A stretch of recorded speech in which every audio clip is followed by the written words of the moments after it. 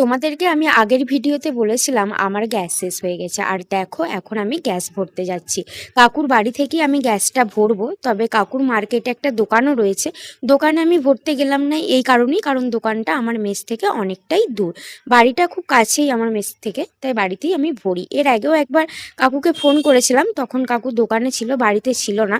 তারপর নিজেই ফোন করে আমাকে বলে এখন আমি বাড়িতে আছি, তো সিলিন্ডারটা নিয়ে এসো, এখন গ্যাসটা ভরে দেবো। তারপর আমি সিলিন্ডারটা নিয়ে চলে আসি, আর কাকু এখানে গ্যাসটা আমার ভরে দিচ্ছিলো। আরও অনেকজনা গ্যাস ভরতে এসেছিলো, সব মিনি গ্যাস। এই পাড়াটাই মেস পাড়া, অনেক মেসের ছেলে মেয়েরা থাকে।